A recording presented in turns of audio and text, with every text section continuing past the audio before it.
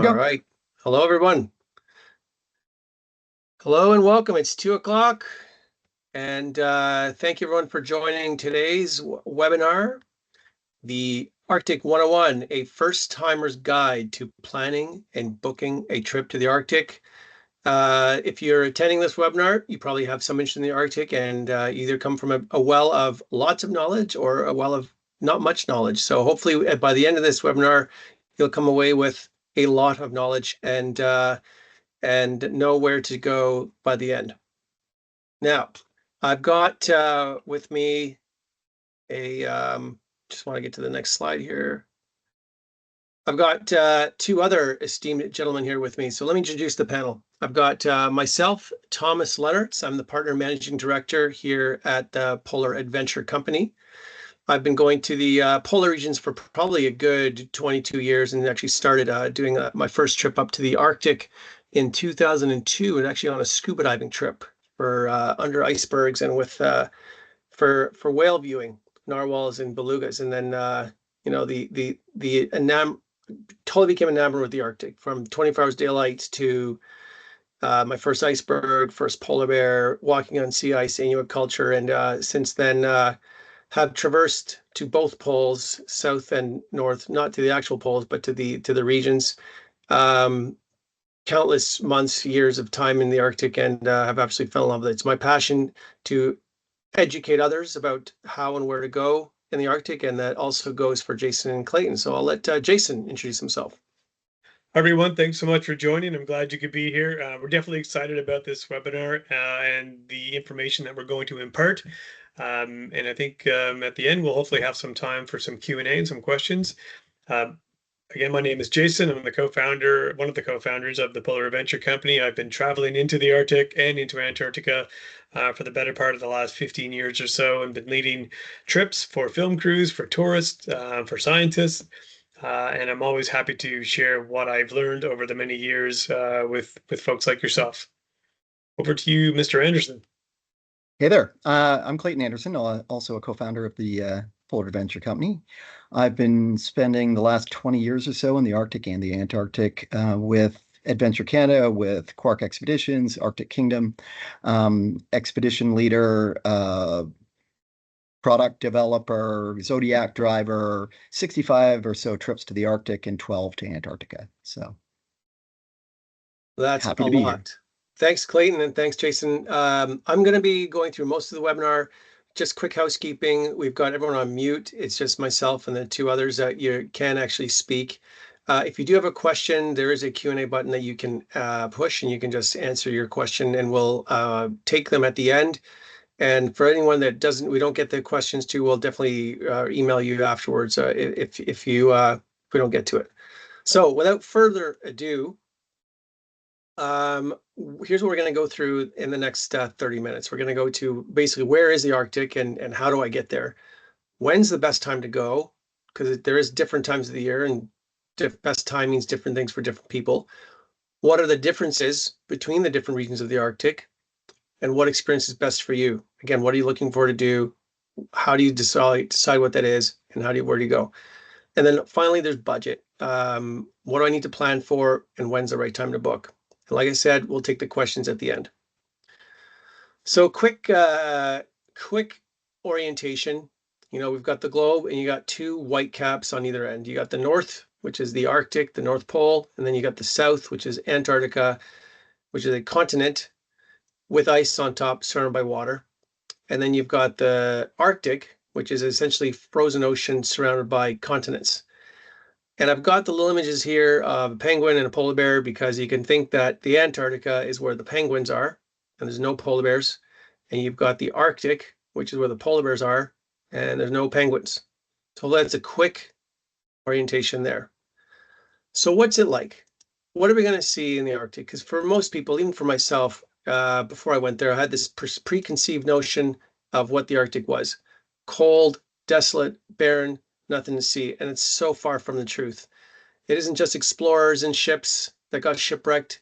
You've got nice modern ships. You got warm temperatures. You got a lot of activities you can do. It isn't just white desert of snow. There's lots of beautiful colors, blues, greens, It's not just mustache encrusted, ice encrusted explorers who have to pull a pulk across the Arctic. There's a lot of warmth and macro flowers and wildlife, and it's just a really rich environment to go see. The question is, where do you go to do that? What else is there to see? So wilderness. The Arctic is probably one of the least populated places on the planet. Fewer visitors go to the Arctic regions than Antarctica. It's possible you could step where no person has stepped before. Wildlife. There's a huge variety of wildlife in the Arctic regions, from birds, seals, narwhal, beluga, the big five, polar bears, walrus, muskox, and then, of course, the mystical narwhal with the tusks. You've got adventure. This is another reason to go. You've got such wide open spaces. You can go access it in the wintertime when you want to go snowmobiling. You can do skiing. You can do fishing, hiking, and even scuba diving, like I did when I first went to the Arctic region. Now, not many people will do that, but it's possible to do it.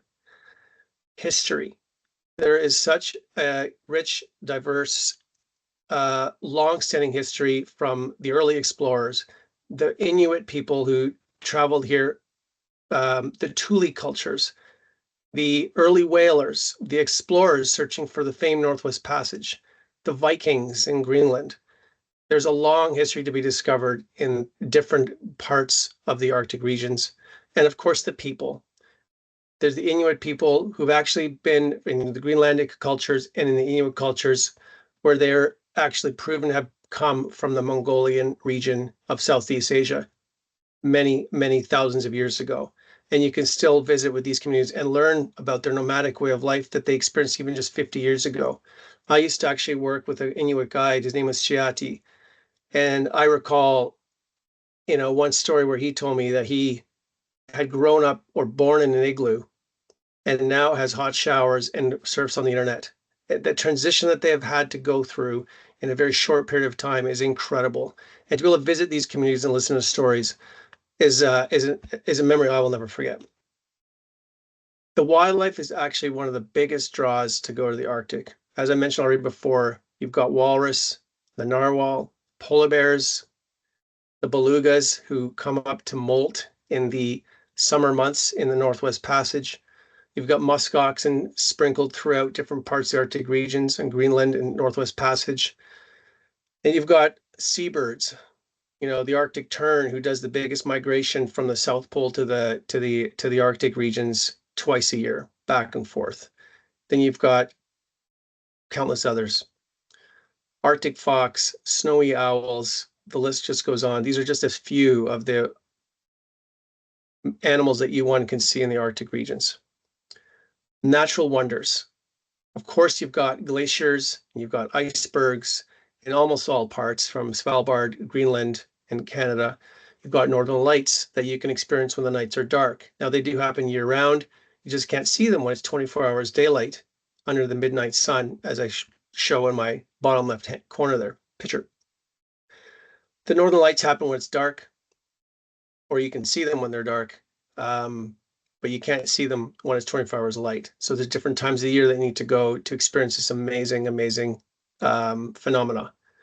You got the tundra, which is unlike anything you kind of walked on before, where there's no trees, just rocks, but it's not desolate, because if you look close, you got a lot of macro life.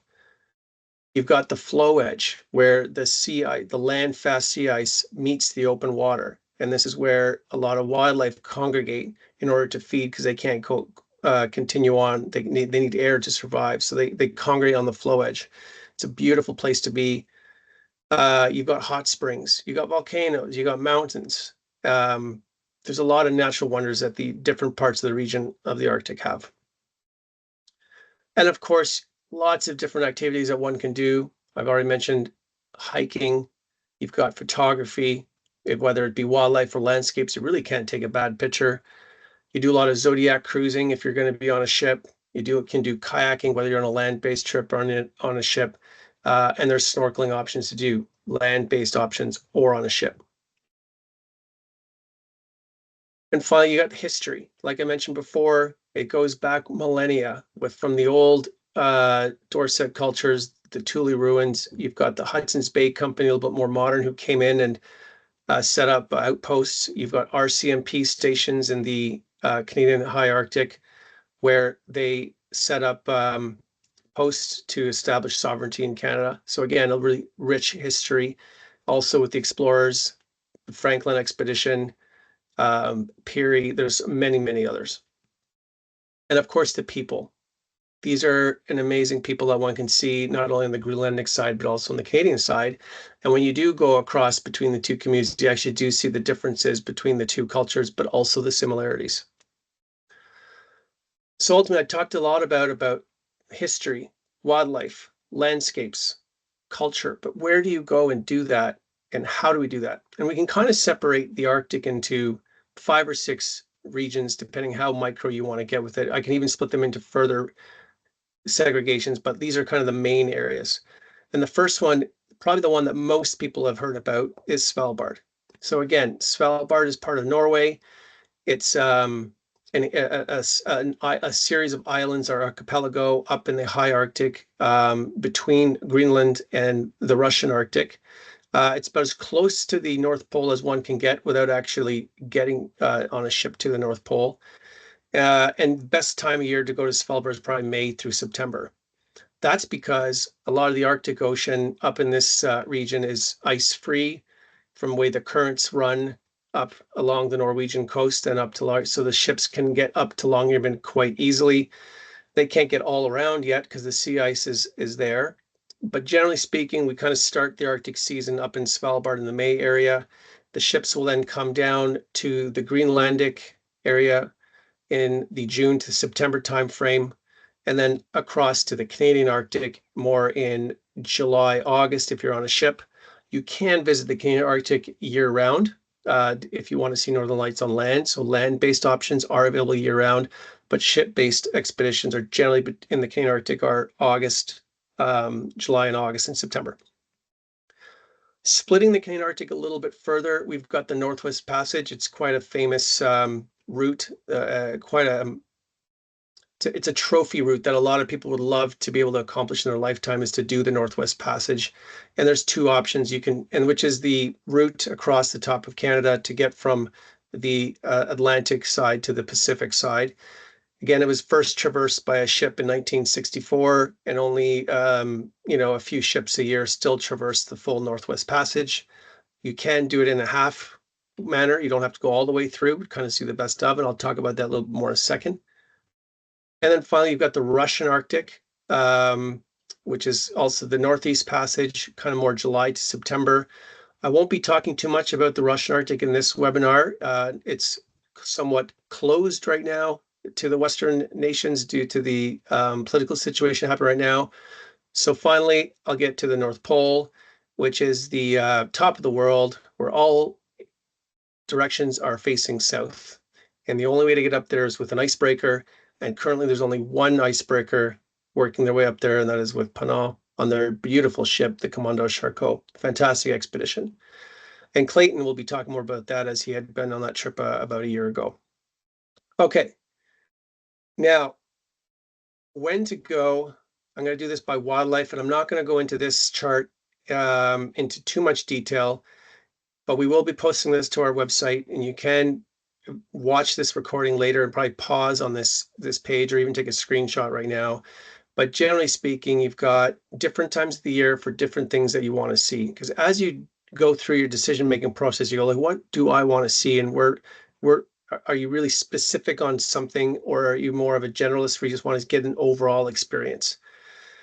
Generally speaking, the Arctic, the best time to go, if you say best from a weather perspective, is June, July, and August. It's kind of when the wildlife is at its maximum. The temperatures are the warmest. The days are the longest. And then that's would be the June timeframe, July. And as you get into fall, the nights get shorter, temperatures get cooler again, the wildlife starts to leave, and then, winter comes and things start to freeze up. So the summer months in the Northern Hemisphere is generally the best time to go. And if there's a specific thing you're looking for, if it's a reindeer or if you want walrus, then there's different regions you need to go to, because not all areas there to have that. It's a lot like Africa, right? If you want to go to Africa, There's Kenya, Tanzania, Namibia, Botswana, but there's specific wildlife activity you might want to view. Then you need to kind of pick and choose where you want to go, what time of year. And that same goes for here. Now, between Clayton, Jason, and myself, we've been going for 22 years. Again, hundreds of trips up to the different regions. We've been to all of them, and we kind of know the wildlife patterns probably better than anyone globally on with one phone call on how you could go to the Arctic. So this is by wildlife primarily. And then on this chart here, we talk about when to go by region. So when would you go to Svalbard? When would you go to Greenland? If you want to go to Canada for polar bear cubs, you want to see newborn polar bear cubs coming out of their den, where do you go? What time of year is that? The flow edge in Canada is where the whales migrate, the narwhal and the beluga whales migrate, and you can do a safari camp on land or on ice in this case to go see those migrating whales by the hundreds. It's not a ship-based trip, it's more of a land-based trip. And you got Northwest Passage, Hudson's Bay polar bears. I mean, there's many different kind of options to see each region, and this kind of just goes through it at a high level when the best time to go is, or when and the good time to go. 90% of people probably will go to Svalbard for their first trip to the Arctic. Of all that, I mean, we've done hundreds of people to the Arctic and Antarctica. Many people choose Antarctica as their first trip, and then as they learn about the polar regions, they get the polar bug, and they want to come up and see polar bears and have a relatively great experience, and they want to see polar bears, and so Svalbard is that place to go. Svalbard is the name of all the islands that are there's a number of islands that make up Svalbard, and then you have Spitsbergen, which is one of the big islands of Svalbard. So sometimes you hear of Spitsbergen circumnavigation or a Spitsbergen trip. Spitsbergen is an island of the Svalbard archipelago, but because it's the biggest, sometimes people just refer to it as Spitsbergen versus Svalbard. Now, Longyearbyen is the one community that is where the airport is based in Svalbard on the island of Spitsbergen. Now, Svalbard is famous for mostly, it's been where most people go to see polar bears by ship. You can really get close to the North Pole. Breathtaking scenery, big glaciers, big scenery, lots of wildlife, birds, Arctic fox, walrus, reindeer, long daylight hours. It's just a wonderful place to go and relatively easy to get to. So the main gateways for Svalbard are Oslo, Helsinki, or Paris, depending on which operator you choose. And in some cases, some operators actually ask you to get on your own to Longyearbyen, but you still need to leave out of Oslo to get to Longyearbyen. So these are still the gateways, whether you travel on a private charter with a operator, or if you need to fly yourself on a scheduled flight with SAS out of Norway. Now, for Svalbard, there are four routes that are kind of the classic Svalbard route. And this is, again, the classic one is a 6 to 9 day trip based out of Oslo. It's probably 6 to 9 days long. You kind of do the most of the western side of Svalbard to see all the polar bears, to see the wildlife, to do landings, to see the bird cliffs, to see the glaciers and icebergs. Really great trip. To do that a little bit more, there's what's called the Spitsbergen circumnavigation, where you can do the full tour of the island. It's a little bit later in the season when the sea ice melts or retreats enough for the ships to be able to get through some of the narrow places that normally would prevent the ship from going through. So that's why it's a little bit later in the season that they can only attempt a full circumnavigation of Spitsbergen. Then there are some operators who choose not to just fly back and forth, but you can actually do the Norwegian coast. Usually starting from Tromsø, you can kind of go up the Norwegian coast. You can end in Svalbard, do a few days there, and then fly back. Sometimes this itinerary is reversed, and you fly to Longyearbyen first, do Longyearbyen, and then you come across down to Norway, and then do the coastal side of Norway. And again, I'm only doing a few of the top routes, and there's a lot of variations to these. And so if you do want to go to Svalbard, definitely let us know, and we can look at all the different route options. But one of our favorites here is if you do want to get see multiple regions of the Arctic in one trip, is what we call the 3 Arctic islands, where you can see Spitsbergen, Greenland, and ending in Iceland all in one trip. You generally also would start out of Oslo or Reykjavik, and you do see all those 3 regions. Now, the reason why these maps have just circled areas and don't have detailed lines is it's more of a general area where the ships go, and it's kind of the captain's choice or expedition leader's choice where exactly they go in that region, depending on where the ice is, or weather, or perhaps even wildlife. It's up to them where they choose to go. So the next region we're going to talk about here is Greenland. We kind of separate Greenland to east and west because they're very different sides from one another. East side, which is the one over here closer to Iceland. We call it the wild side. It's virtually uninhabited. There's very, very few communities. There's a few, but very, very small, very sparsely populated. More opportunities for polar bears up along this coast. Some beautiful fjords, big glaciers, big ice. If you want to see that's the east side of Greenland. Typically accessed out of Reykjavik by ship, and you go up here, but I'll get to that more in a second. And on the west side, you've got the more communities on the side. I definitely don't have them all listed here. I've only got a few of the key gateways.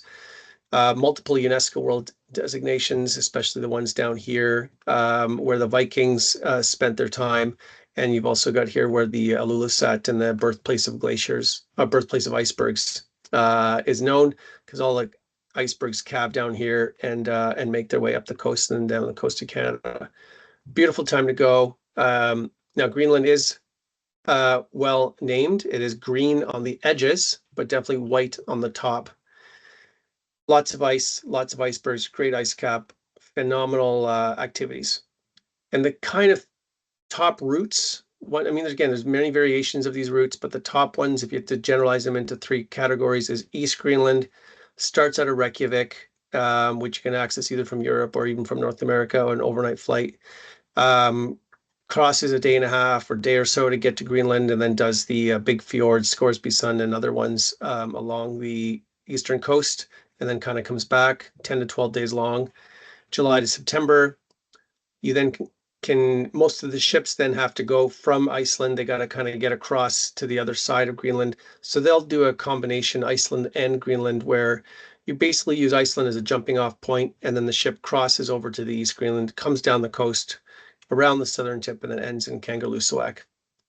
Usually 11 to 18 days to do that itinerary. And of course, there's West Greenland, where you can fly out of Reykjavik to get to Kangerlussuaq. And Reykjavik is such an important gateway because really the only direct flight into Greenland today is out of Copenhagen. And for a lot of North Americans, it doesn't make sense to fly to Copenhagen and then to Kangerlussuaq. It makes a long day, 2 days.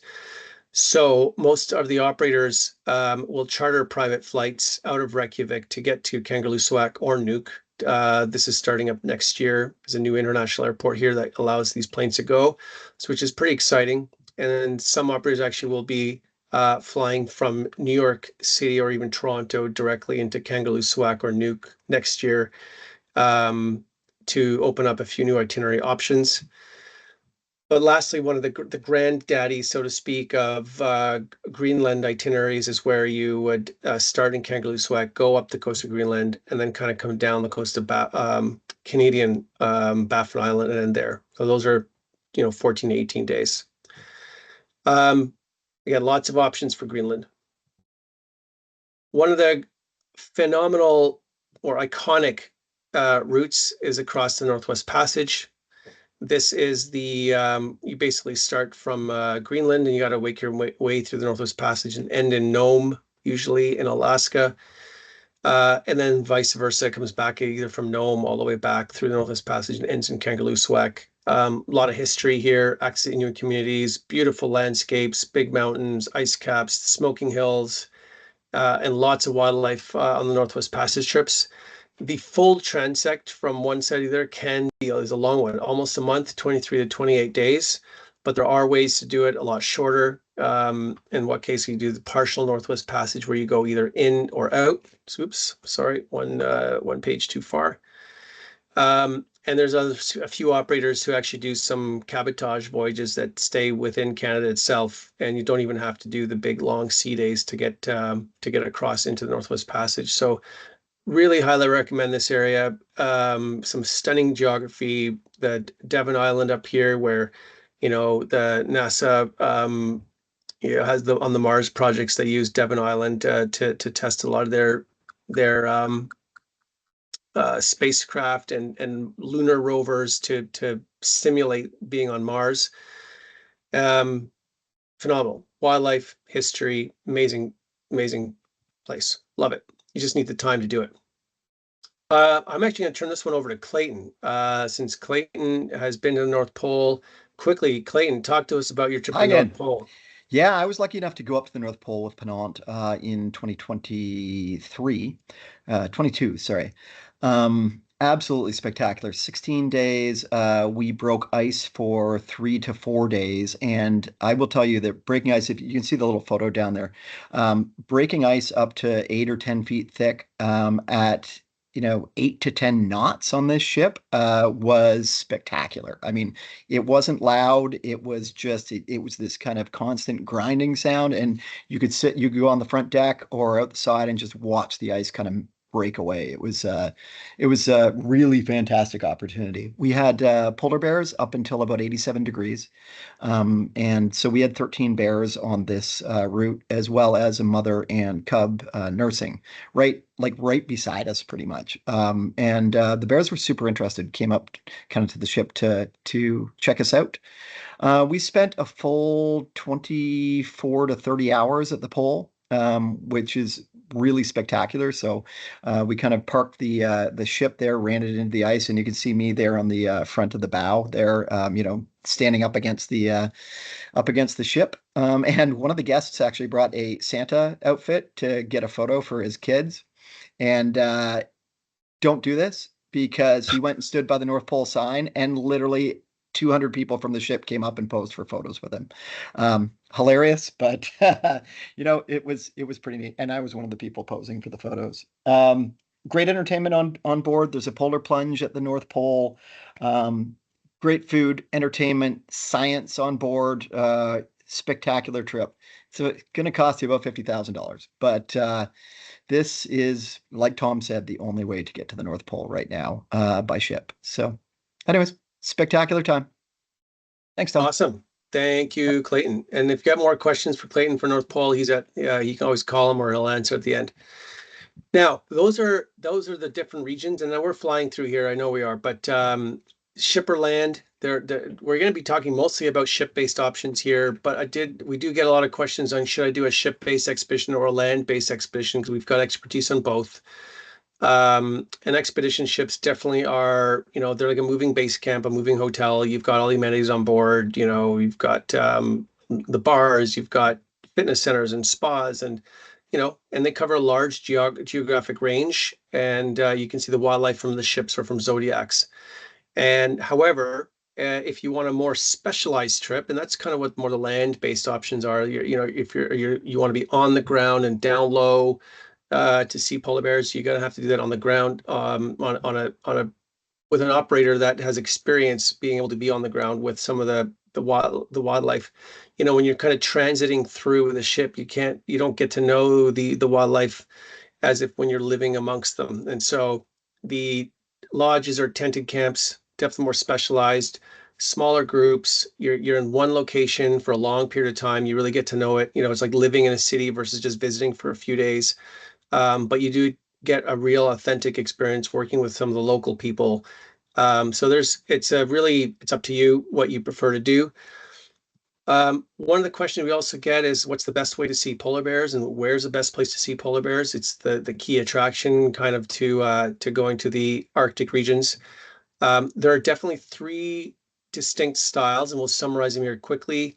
If you want to see polar bears, of course, you can go up to Churchill, Manitoba. It's through Winnipeg, and you probably have heard of the tundra buggies, and we've done the tundra buggies as well.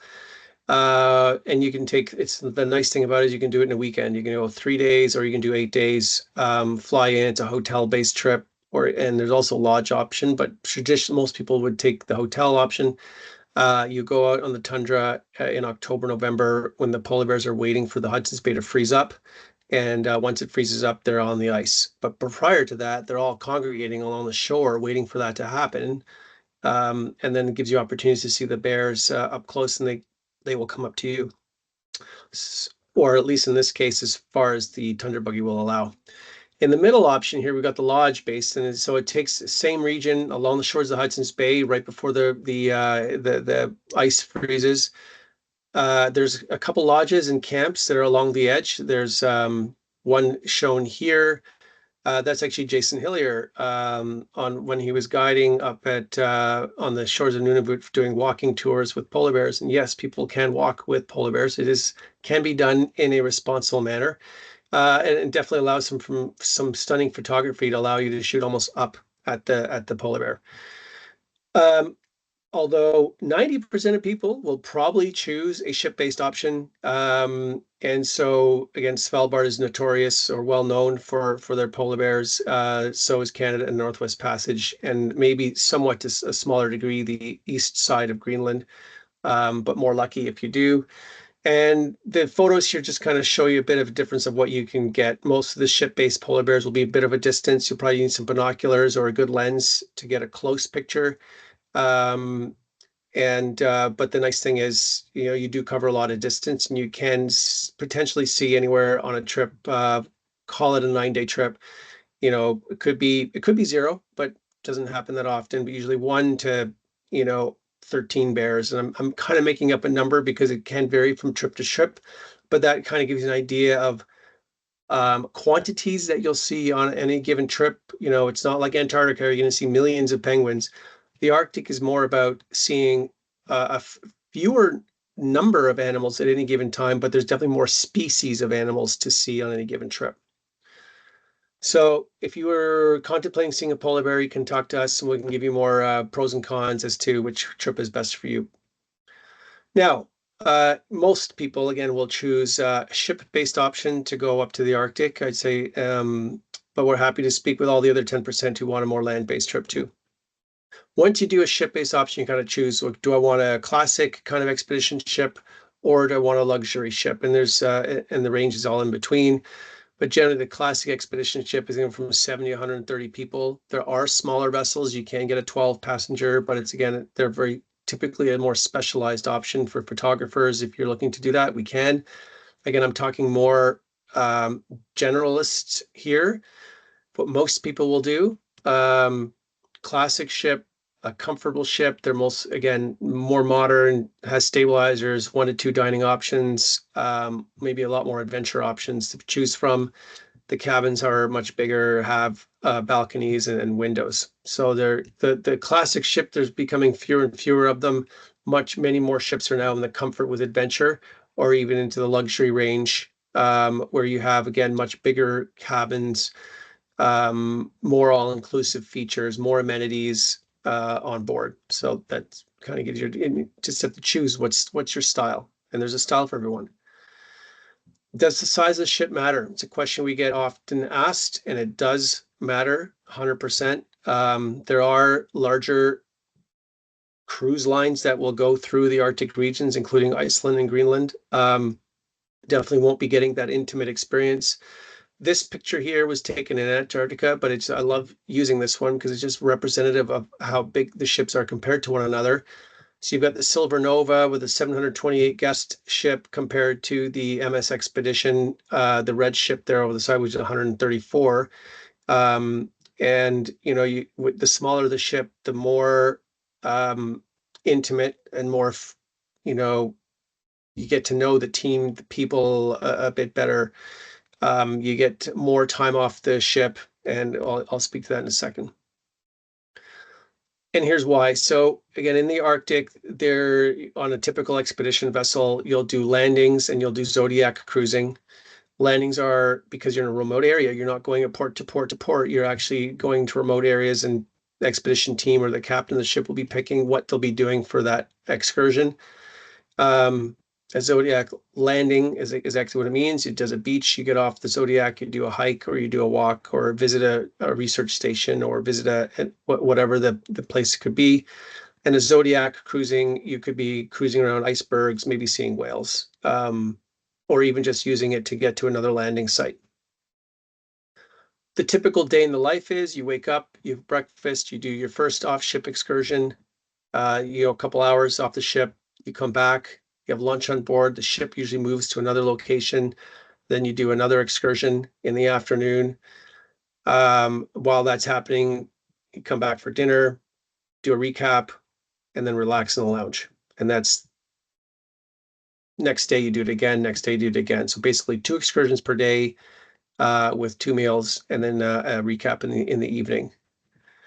And because of that, I'm just going to fly through this here, is that when you have a smaller ship, you generally will get more time off the ship because the operations are faster. Again, it's could be anywhere from over a course of a 5-day trip, you get 20 to 25 hours off the ship, whereas a larger ship like that's 275 to 500, you might only have half that amount of time off the ship. So if it's important for you to have as much time off a ship and on land as possible, and it's not so important to be to have a sense of scale, then you might want to choose a smaller ship. Expedition teams are super important. On all these ships, you have a lot of specialists on board. Some operators really pack them on and go with quantity and quality. And then other operators go lighter on the expedition team. And so the information that you come away with having learned about the area may be more or less. And so it does matter who you use. It's not evident from a website who has a great expedition team or does not, because we have been on the ships and we can compare one to another. If education and learning is important to you, then we can definitely help fine tune which expedition operator would be best for you. Back to the budgets now. When to book? Generally, we'd say for the Arctic, you want to book 12 to 18 months out. Land-based trips, they're small groups, they're only 16 people. They do sell out like almost a year in advance, so you want to book early. For ships as well, there's peak season, which is like Svalbard is June and July voyages. Most of their window and entry balconies sell out pretty quickly. And then the adventure option availability, if you wanted to add kayaking or stand-up paddleboarding or anything like that, the space is pretty limited to what they can do, so you want to book those a bit early. And the nice thing is a lot of early booking offers that are out there. All the operators are trying to sell their inventory early, and they're offering some really great early booking bonuses. And then as you get closer to the voyage, they actually do start to peel them back. We don't recommend waiting till last minute. And in this case, in the Arctic area, it's kind of like 4 months prior to voyage is last minute. Again, because it's really sometimes difficult to find a cabin category that is affordable because the lower end ones go out early, or the adventure options are already sold out. And fundamentally, we've broken down here the different, some of the classic routes, the Svalbard, Greenland, Northwest Passage. We've done an analysis across the season for the upcoming Arctic 25 to give you an idea of what the average per night fare would be. Because you've got some trips that go from 7 days and some are 9 or some are 12, it's really hard to say, a Svalbard trip is X dollars to budget. It really is on a per night basis, because you can choose to go 7, you can choose to go 9, you can choose to go 12. Ultimately, the more nights you do, the lower the per night rate gets. But on average, I would say, if you're doing an Arctic trip, and even Antarctica, they're somewhat similar, that 1,300 to 1,500 per cruise night is an average budget, and you can go higher, you can go lower. Like I said, there's a wide variety of itineraries and operators to choose from. There's some really good early booking bonuses that makes some particular voyages really good value. But in general, a Svalbard trip can run from 5K all up to 13K, and it can go higher, but that's a range to choose from. Same thing with Greenland, 5.5 to 18. A full Northwest Passage is 25 plus days, so you're getting into the 20 to 50K range for that. A partial Northwest Passage is like 14 nights long, so it's around 16 to 47,000 for a partial Northwest Passage. And North Pole, as Clayton mentioned, it's a 15-night voyage. It's on a spectacular, state-of-the-art, $350 million icebreaker. So obviously with that kind of ship, the per night price goes way up, and it's a luxury vessel, right? So 3,000 per night, you're looking around 48K starting price for a North Pole voyage. Not for him, but that's why there's only 800 people a year who typically go there. So in summary, top 5 considerations for planning a trip to the Arctic. What do you want to experience is probably the number one thing. Is it if it's polar bears, would you prefer Svalbard or Canada? Do you want to do on the ground, or do you want to do it on a ship? All right, if you're a photographer, you might have a preference to do a ground. Maybe you've already been to Svalbard once and now you want to take it to the next level. Is it culture? Is it history? Is it landscapes? Is it Northern Lights? Or is it a combination thereof? This will affect the kind of time of year in which region you want to go, and we can help navigate that direction as to if you want. But if it's for a general Arctic experience, then it's what's the best time of year for you to go. Maybe you've got some school, you've got some work time, you've got some time constraints that the best weather might not always be the one that works for you. And then of course, what style? Again, is it land? Is it ship? Or once it's ship, is it basic comfort or luxury? And then finally, what's your budget? So that you can plan for higher, or you have a finite amount, and we can find something that's right for you. And that's how we work with you, right? We've got a lot of knowledge here. To quickly summarize how we would work with you, between the three of us, we've got over 55 plus years working in the polar regions in Arctic and Antarctica, having done land and ship-based expeditions. We've been recognized by Condé Nast Traveler as one of the top travel specialists in expedition cruising and Arctic wildlife. In polar wildlife. So we have a lot of advice and guidance to provide. We listen to what you're looking for. We don't charge any extra. We do provide access to all the land and ship-based options that are currently available. We guarantee our price. It's the same or better than going direct. And we basically hold your hand from the time you first call us all the way to travel and return. And how we do it, we listen to what you're looking for. We take the time to understand your travel preferences. We do provide a few options that you can look for, and sometimes they're back and forth before we can actually find one that works for you at best. Reserve and confirm, and then we prepare and travel. It's really that simple. So you benefit from our expertise and knowledge, and making sure you get the right trip for you. And there are some tools that you've got at your disposal through our website. You can always use our filter, our trip finder, our trip search. It's got a lot of ways to slice and dice the over 1,500 trips that are available out there right now. And ultimately, if you don't feel like clicking and searching, just pick up the phone or send us an email, and we'll happily do the legwork and find the right trip that works for you. Without further ado, I think we might have some questions. Clayton or Jason? Did I miss Tom, anything? you need to approve the questions. You did I- need to, Tom, you need to just look at the Q&A there and just press a couple of buttons. All right, so. All right, I had it closed, so I didn't see good. it. Okay. I think it stops them from coming until the end that way. There we go. Okay, so I see some here. We've got, do you have any super deals on the Arctic for next year? Clayton, you love this one. I know you gotta, why don't you take that one? So, yeah, we have a couple of offers next year, specifically for the Arctic, with Atlas Ocean Voyages right now. So we've got a couple of group space trips. One is June the 11th, I think. Yeah, June 11th to the 18th, Wilds of the High Arctic on the Navigator. That is 7 nights, 8 days, 46.49 it starts at. And that's going to get you up into Svalbard. So that's going to be your Svalbard trip. The Navigator is only 172 passenger, so amazing opportunity. And then that's in 26, June 11, 26. Sorry.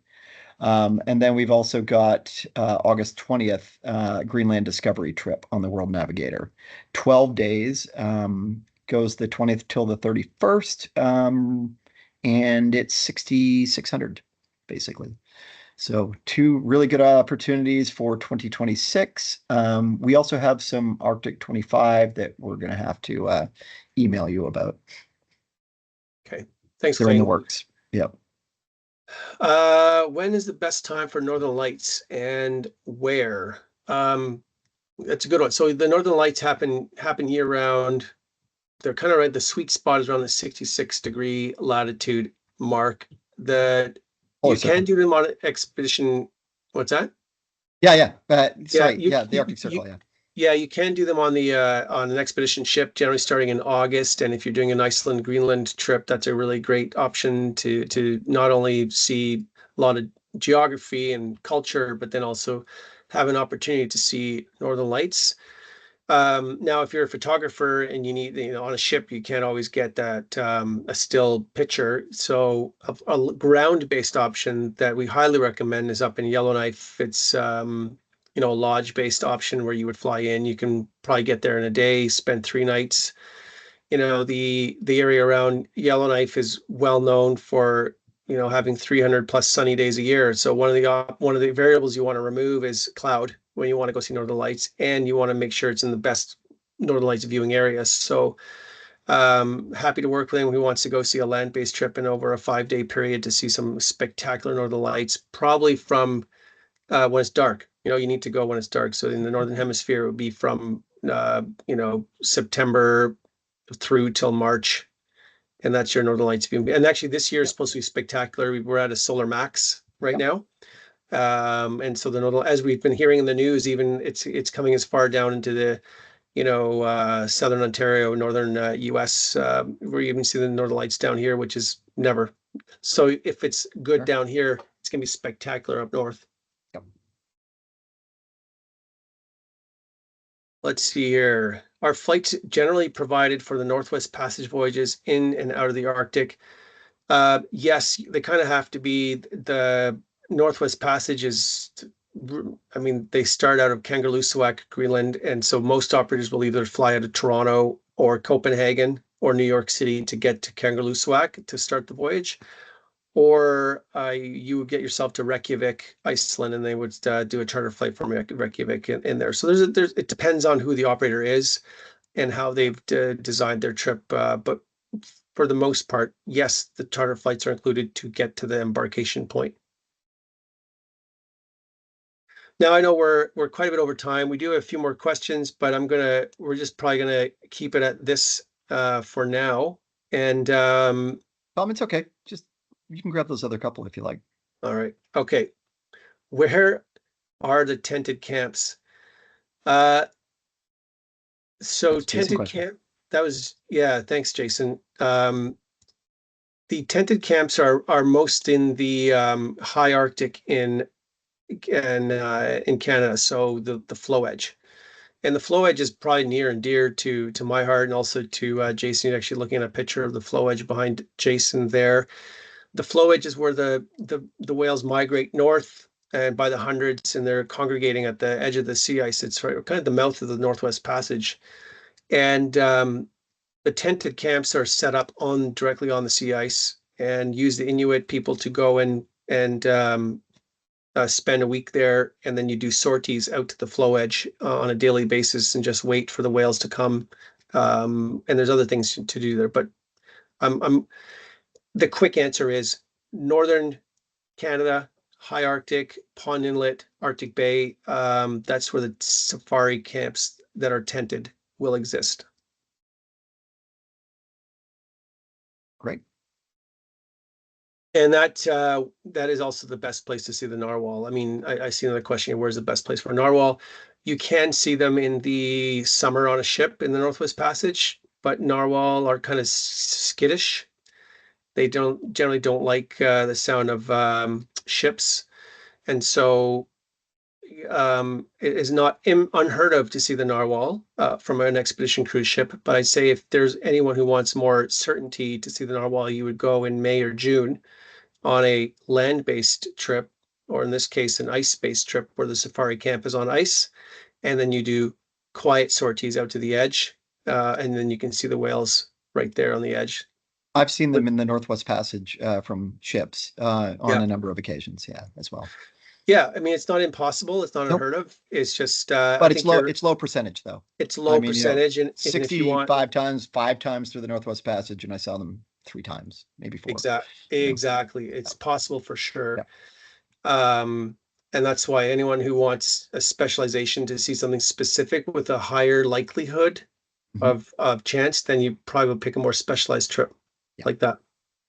Thanks. Jason, you're on mute, by the way. I meant to click that before I talk. So we do have some partners with helicopters as well. So the aerial viewing of narwhal or any type of Arctic species obviously is beneficial. It's hugely advantageous. That's how many of the filmmakers get those iconic shots of these animals that are elusive. So that's always an option, and one that we float out in front of our clients as well, and with some fantastic itineraries. And a lot of these are in and out of the Northwest Passage, which often is the best place, I think, with the most spectacular geography and the most iconic species in the highest numbers, the highest density of numbers. Yeah, and Quark with the Ultramarine has 2 helicopters on board that they're not afraid to use, which is great. Yeah, so. Yeah, exactly. Now there's a helicopter on the Charcot, on the icebreaker, but they don't use it for passenger trips. Yeah, it's mostly for sorties. It's for scouting. Yeah, it's for scouting ice. Yeah. Right. Yeah. Yeah, no, there's some with some of the new ships out there and the hardware they put on board. It's really opened up some really spectacular expedition cruising. Like you mentioned, Cork with the 2 helicopters. Scenic, you know, well. Sorry, Scenic as well. Yeah, and Scenic, yeah, where you can actually go beyond the what you see from a ship and actually see what's hid behind that hidden valley, and they include the helicopters. At least Cork includes the helicopters on their in their cruise fare, and then other operators, some that you have to pay extra for it. But anyway, I think we're going to wrap it up today. It's a little longer than 30 minutes, but once we get rolling, we got rolling. So if anyone's got more questions for us, by all means, send us an email, explore@polaradventure.com. And we will send the recording out after. Thanks, everyone. Very good. Thank you, everybody. Take care.